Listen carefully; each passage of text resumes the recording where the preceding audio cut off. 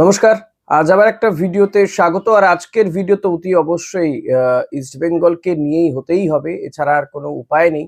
কারণ ইস্ট বেঙ্গলের পারফরম্যান্স। তো চলুন শুরু করা যাক। তবে হ্যাঁ, ভিডিও শুরুতেই বলবো ভিডিওটা লাইক, কমেন্ট, শেয়ার করবেন। পুরোটা দেখবেন। আপনি যদি এখনো সাবস্ক্রাইবার না হয়ে থাকেন প্লিজ সাবস্ক্রাইব করুন, মেম্বারশিপও নিতে পারেন। গতকালই আমরা যুব ভারতী ক্রীড়াঙ্গনে একটা ফাটাফাটি ম্যাচ দেখলাম। ইস্ট বেঙ্গলের জয়, অভাবনীয় জয়। ৩-০ গোলে নর্থ ইস্ট ইউনাইটেডকে দুর্মুশ করা। আর শুধু দুর্মুশ করা নয়, ইউসুফ ইজেজারি নামক এক তারকারও উত্থান। হ্যাঁ, হয়তো সে তারকাই ছিল। আমরা মনে করছিলাম যে কেমন খেলবে কি খেলবে না, কিন্তু ভারতীয় ফুটবলে আইএসএল এ ইস্ট বেঙ্গলের জার্সি গায়ে দিয়েই প্রথম ম্যাচেই অভিষেকেই জোড়া গোল এবং অসাধারণ তার পারফরমেন্স, তার মুভমেন্ট, তার ফিটনেস, তার হাইট সমস্ত কিছুকেই তিনি ব্যবহার করলেন। তিনি পা দিয়ে শট মেরে যেমন গোল করলেন, তেমন হেড করেও গোল করেছেন। অর্থাৎ তার যে দুটো এই পজিশনগুলো যে কতটা সচল রয়েছে এবং যেভাবে প্রথম গোলটা করতে গিয়ে বডিটা কিছুটা পিছিয়ে নিয়ে তিনি হেড করলেন, তা থেকে বোঝা যায় বেশ ফিট এই ফুটবলারটি। এবং প্রথম থেকেই মাঠে নামা স্তকে কিন্তু বোঝা যাচ্ছিল যে যথেষ্ট ফিট রয়েছে এই ফুটবলারটি। আজকে কিন্তু আমার এই ভিডিওতে আর একটা সুখবরও দেবো আপনাদেরকে, তো অতি অবশ্যই ভিডিওটা শেষ পর্যন্ত তো দেখতেই হবে। ইস্ট বেঙ্গল এতদিন ধরে এমনই এক তারকার খুঁজেছিল, এমনই এক স্ট্রাইকারের খুঁজেছিল। একজন স্টপারকে তো পেয়েই গিয়েছে কেভিন সিবেলাকে, যদিও কেভিন এখন অসুস্থ, সে এখনো পর্যন্ত চোট সারিয়ে ফেরেনি। বাট এমন একজন স্ট্রাইকারের খোঁজে ছিল লাল হলুদ শিবির, এবং সেটা তারা পেয়ে গিয়েছে বলেই তো মনে হচ্ছে। অন্তত ফার্স্ট ম্যাচ তো সেটা জানান দিয়ে গিয়েছে। তবে এখনো খেলা অনেক বাকি, এটাই কিন্তু বলছেন অস্কার। এখনো ১২টা ম্যাচ খেলতে হবে, ১২টা ম্যাচ জিততে হবে। তবে এমন নয় যে এখনই ১২টা ম্যাচের প্ল্যানিং করে নেওয়া। আমরা জানি যে প্রথম ম্যাচে আগেই সাংবাদিক সম্মেলনে রশিদ বলেছিল আমরা একটা একটা ম্যাচ নিয়ে ভাবতে চাই। তো ওই একটা একটা ম্যাচ নিয়ে তারা ভাবতে চাইছে এবং পরের ম্যাচ নিয়ে তারা ভাববে আবারও। তবে এই প্রথম আইএসএল এর হিস্ট্রিতে একটা উইকে ইস্ট বেঙ্গল টপে চলে গিয়েছে, মোহনবাগানের ওপরে। কারণ পয়েন্ট হয়তো সমান, বাট গোল করেছে ইস্ট বেঙ্গল বেশি। তো লিগ তালিকায় এই প্রথম ইস্ট বেঙ্গল একদম ১ নম্বর স্থানে। তো এটাও সবচেয়ে বড় কথা। অনেকগুলো রেকর্ড ভেঙে দিয়েছে আইএসএল হিস্ট্রিতে গতকালের এই ম্যাচ জয়টা। প্রথম ম্যাচ দাপটের সঙ্গে জয় দিয়ে শুরু করা আইএসএল এ, যা এতদিন পর্যন্ত হতো না। সর্বাধিক ড্র ছিল একটা বছরে। জয় দিয়ে শুরু করেছে শুধু নয়, নর্থ ইস্টের মতন এমন একটা শক্তিশালী দলকে ৩ গোল দেওয়া, ৩-০ গোলে জয়।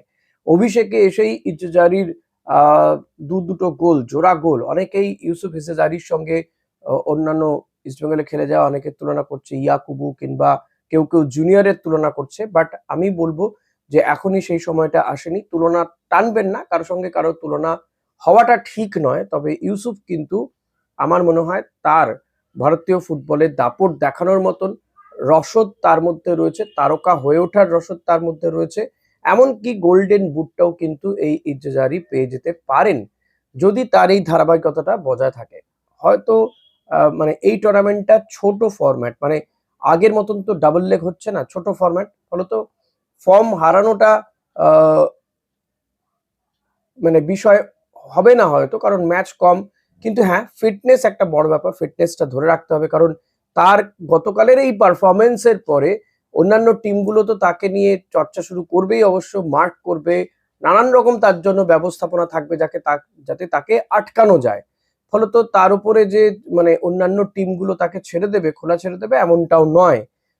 তো সেই জায়গাতে ইউসুফকে কিন্তু সমস্ত কিছু মাথায় রাখতে হবে, অস্কারকেও মাথায় রাখতে হবে এবং টিমের বাকি প্লেয়ারদেরকেও মাথায় রাখতে হবে যে কি করে ইউসুফ ইজাজারিকে ফাঁকা করে দেওয়া যায়, তাকে গার্ড করা যায়, যাতে কোনো টিমের ডিফেন্ডার তাকে এমন ভাবে না অ্যাটাক করতে পারে যাতে সে চোট পেয়ে যায়, গুরুতর চোট পেয়ে যায়। এটা থেকে ইউসুফকেও বেঁচে থাকতে হবে। আমার মনে হয় বহু ক্লাবে খেলা, বিদেশে খেলা প্লেয়ার, সে জানে কি করে চোট থেকে বাঁচতে হয়। স্টিল আমি বলবো, কারণ অনেক রকমের হোমওয়ার্ক কাল থেকেই হতে শুরু করে দিয়েছে অন্যান্য টিমগুলো। কাল থেকেই মোহনবাগান সহ অন্যান্য টিমগুলো, বেঙ্গালুরু, মোহনবাগান মতন টিমগুলো কিংবা এফসি গোয়া, মানালো মার্কোয়েজ, তারা কিন্তু হোমওয়ার্ক করতে শুরু করে দিয়েছে এই ইউসুফ ইজাজারিকে কিভাবে আটকানো যাবে। ফলত তাকে নিয়ে নানান রকম প্ল্যানিং হবে। কিন্তু সেই প্ল্যানিং গুলোকে ভেস্তে দিয়ে ইউসুফকে গোল করতে হবে। শুধু ইউসুফ হিসাজারিকে গোল করলে হবে না, বাকি টিমকেও গতকালের মতনই খেলতে হবে।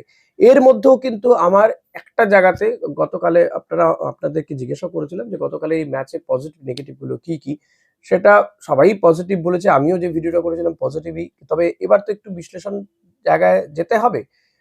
তো সেই দিক থেকে বলতে গেলে আমি বলবো এখনো পর্যন্ত যে ইস্ট বেঙ্গলের একটি জায়গাতে এখনো একটু মনে হচ্ছে যে ওই প্লেয়ারটি পারফরমেন্স আরেকটু ভালো হতে পারে, সেটা হচ্ছে সাউল ক্রেসপো। মাঝে মাঝেই তাকে খুঁজে পাওয়া যায় না মাঠে, সে আছে কি নেই বোঝা যাচ্ছে না। তো আমার মনে হয় সাউল ক্রেসপোকে হয় তাকে আরো ইমপ্রুভ করতে হবে, তার গতি বাড়াতে হবে, আদারওয়াইজ সাউল ক্রেসপোর জায়গায় অন্য প্লেয়ারকে সাবস্টিটিউট যখন নামানো হচ্ছে আরো আগে নামানো হোক। আমার মনে হয় সাউলের এখানে রোলটা মূলত ডিফেন্স আর এই মিডফিল্ডের মধ্যে একটা সংযোগ রাখা, মাঝে মধ্যে অ্যাটাকে যাওয়া, এরকম কিছুতে বেঁধে দিয়েছেন অস্কার তাকে, তাই হয়তো খুব বেশি তিনি অ্যাটাকে যাচ্ছেন না, এটাও হতে পারে। আহ, কিন্তু সাউলের মধ্যেও কিন্তু সেই অ্যাটাকিং কোয়ালিটি রয়েছে। তবে গতকাল আমি জিকসনকে দেখে অবাক হয়েছে, জিকসন যেভাবে ডিফেন্স করেছে এবং তারপরে মাঝ মাঠে চলে এসছে, কখনো কখনো অ্যাটাকেও হেল্প করেছে। ফার্স্ট গোলটার ক্ষেত্রে তার অবদান সত্যিই অনস্বীকার্য। আহ, তো জিকসন কিংবা লালচুং নুঙ্গা এদেরকে দেখে অবাকই হয়েছে। আমার মনে হয় অস্কারের কাছে এটা একটা অপশন বাড়লো। বিষ্ণু কিংবা লালরিন্ডিকা তো অসাধারণ, যেটুকু সময় পেয়েছে এডমুন্ড অসম্ভব ভালো খেলেছে। এবং সবচেয়ে ভালো লাগছে অস্কারের এই প্ল্যানিংটা যে প্লেয়ারগুলোর মধ্যে প্রত্যেকের মধ্যে একটা সচল ভাব, একজন একটা জায়গা থেকে সরে যাচ্ছে তো সেই জায়গাটা অন্য প্লেয়ার গিয়ে চলে আসছে। দেখুন, ভেবে দেখুন একবার, এডমুন্ডের পাসটা যখন মিগুয়েলকে দিতে পারলো না, এডমুন্ড এই পাশে মিগুয়েল এই পাশে সরে এলো, এডমুন্ড গিয়ে মিগুয়েলের জায়গাটা নিয়ে নিল। এরকম বহুবারই হয়েছে, এমন ঘটনা ঘটেছে গতকালের ম্যাচে। ফলত এই জায়গাগুলো সত্যি চোখে পড়ার মতন এবং অস্কার এই জায়গাগুলোর উন্নতি করিয়েছেন এতদিন প্রি সিজন করানোর ফলে। এই বিষয়গুলো টিমের মধ্যে অদ্ভুত একটা তালমিল তৈরি হয়েছে এবং ইউসুফ এত কম সময়ে এসেও কিন্তু টিমের সঙ্গে অসম্ভব মানিয়ে নিয়েছে এবং প্লেয়ারটির মধ্যে একটা অসম্ভব লিডারশিপ রয়েছে, পজিটিভিটি রয়েছে, যেটা কিন্তু আমার মনে হয় সমর্থকদেরকেও জাগিয়ে তুলবে। তার এই যে গোল করার পরে যখন ভেবে দেখুন, যখন ড্রিঙ্কস ব্রেক হচ্ছে তখনও গিয়ে সবার সঙ্গে হাত মেলানো, সবাইকে করা, কংগ্রাচুলেট তাকে যেমন করছে সবাই, তাদেরকে পজিটিভ রেসপন্স করা, এইগুলো কিন্তু একটা লিডার এবং সে কার্যত টিমটাকে তো মানে লিডারশিপই দেবে, তো লিড করবে টিমটাকে একেবারে সামনে থেকে। তো এই জায়গায় আমি বলবো ইউসুফকেও কিন্তু সাবধানে থাকতে হবে, বাকিদেরকেও ইউসুফকে আগলে রাখতে হবে, এমন একজন পজিটিভ স্ট্রাইকারকে রাখতেই হবে আগলে। আর সেই আগলে রাখার জন্য আর একটা স্ট্রাইকারের দরকার। তো এবার ভালো খবরটা দিয়ে দিই, তো আর একজন বিদেশি স্ট্রাইকার যার কথা বলেওছিলাম, অ্যান্টন সোজবার্গ, সে কিন্তু চলে আসছে, তার ভারতীয় ভিসা ইতিমধ্যে কনফার্ম হয়ে গিয়েছে, সে হাতে পেয়ে গিয়েছে এবং জানা যাচ্ছে যে বুধবার দিনই সে ভারতে চলে আসবে। অ্যান্টন সোজবার্গ ইস্টবেঙ্গলের পরের ম্যাচের আগেই সে চলে আসছে ভারতে। ফলত ইস্টবেঙ্গলের আক্রমণ ভাগের শক্তি আরো বাড়লো, এটা বলার অপেক্ষা রাখে না।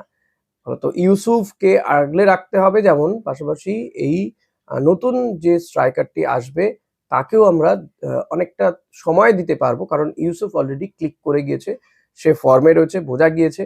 এবং ডেভিড রয়েছে, ডেভিড লালহান সাঙ্গা, জেসিন টিকেরা রয়েছে। তবে আমার মনে হয় এক্ষেত্রে জেসিনের কপাল এবারও খুলবে কিনা আমার সন্দেহ রয়েছে। তবে হ্যাঁ, অস্কার গতকাল খুব দ্রুত বদল ঘটিয়েছেন, অনেক প্লেয়ারকে নামিয়ে দিয়েছিলেন মাঠে এবং যে স্ট্র্যাটেজিটা এর আগেও মনে হয়েছিল যে নেওয়া উচিত ছিল, যে ম্যাচ যখন একদম শেষ লগ্নে চলে আসছে, প্লেয়ার বদলের সুযোগ রয়েছে কিন্তু অস্কার সেই সুযোগটা নেয়নি। এটা তো একটা টাইম চুরি করে নেওয়া হয়, তো সেটা নেননি, কিন্তু গতকাল কিন্তু সেটা করেছেন। আমার মনে হয় through out the tournament Oscar সেটা করবেন। ফলত সেইটুকু সময় হয়তো ইয়াং ব্রিগেড কিছুটা করেও সময় পাবেন। আহ, তো তাদের সেই যতটুকু সময় পাওয়া যায় সেই সময় কিন্তু ফুল ফোটাতে হবে। গতকাল যতটুকু যে সময় পেয়েছে ভাবুন, ডেভিড কিংবা বিষ্ণু কিংবা এডমুন্ড লালনেন্ডিকা, তারা কিন্তু সেই সুযোগগুলো কাজে লাগিয়েছে। এবার অ্যান্টন সোসবার্গ সে চলে আসাতে নিঃসন্দেহে ফ্রন্টে শক্তি বাড়বে, ফরওয়ার্ড লাইনটা ইস্টবেঙ্গলের দারুণ হয়ে গেল। এবার কেভিন যত দ্রুত চলে আসবে, ইস্টবেঙ্গলের ডিফেন্সটা আরো জমাটি হবে। গতকাল দেখে কিন্তু কোথাও মনে হয়নি যে মেকশিফট ডিফেন্ডারদের দিয়ে খেলানো হচ্ছে। আমার মনে হয় পরের ম্যাচে রাকিব ফিরে আসবে। তো রাকিব ফিরে এলে আহ, এই জায়গাতে অর্থাৎ জিকসনকে আমার মনে হয় না সরানো হবে বলে, সেক্ষেত্রে হয়তো লালচুং নুঙ্গাকে বসতে হতে পারে জিকসান আর আনোয়ার আলী শুরু করবেন ডিফেন্সে সেন্টার ব্যাক হিসেবে। তো কারণ জিকসান কিন্তু গতকাল দারুণ খেলেছে এবং জিকসানের মধ্যে এমনি পোটেনশিয়াল যথেষ্ট রয়েছে, বাট সে তার নিজের পোটেনশিয়াল সম্পর্কে কতটা ওয়াকিবহাল সেটা নিয়ে আমার যথেষ্ট সন্দেহ আছে। বাট গতকাল কিন্তু তাকে অন্য ফর্মে দেখা গিয়েছে। তো এটা জিকসানকে ধরে রাখতে হবে, অস্কারকেও জিকসানকে এই সুযোগটা দিয়ে যেতে হবে, তাহলে না সে প্লেয়ারটি আরো কনফিডেন্স তার বাড়বে। তো ওভারঅল আমার দেখে যথেষ্ট ভালোই লেগেছে। যেটা আমার বললাম, যেটা দেখে মনে হলো যে এই জায়গাটা উন্নতি করার প্রয়োজনীয়তা রয়েছে। টিমটা যত দিন যাবে আরো জমাটি হবে। চোটাঘাত যদি না পায় এই টিমটা কিন্তু নিঃসন্দেহে এবারের আইএসএল এর চ্যাম্পিয়ন হওয়ার অন্যতম দাবিদার। তবে হ্যাঁ, গতকালের এই জয়টা অনেক রেকর্ডকে ভেঙে দিয়েছে। থ্রুআউট দ্য টুর্নামেন্ট আরো অনেক রেকর্ড ভাঙুক, এটাই কামনা থাকবে আমার। আপনাদের রিয়াকশন অতি অবশ্যই জানতে চাইবো যে আপনারা কোন দিকটা তুলে ধরলেন, কোন দিকটা আপনার চোখে মনে হলো যে এই জায়গাটায় আরো বেশি উন্নতি করার প্রয়োজনীয়তা রয়েছে। এবং অ্যান্টন সোলসবার্গ চলে আসছে, ফলত অ্যাটাকের শক্তি বাড়বে, এটা নিঃসন্দেহে। এটাকে আপনারা কিভাবে দেখবেন সেটা জানাবেন প্লিজ। ভিডিওটা এই পর্যন্তই। ভিডিওটা ভালো লাগলে লাইক, কমেন্ট, শেয়ার করবেন। চ্যানেলে নতুন হলে সাবস্ক্রাইব করে দেবেন। বাট অনেকে চ্যানেলে নতুন নন, পুরনো ভিডিও দেখেন কিন্তু সাবস্ক্রাইব করতে হয়তো ভুলে যাচ্ছেন। So please do subscribe. Thank you.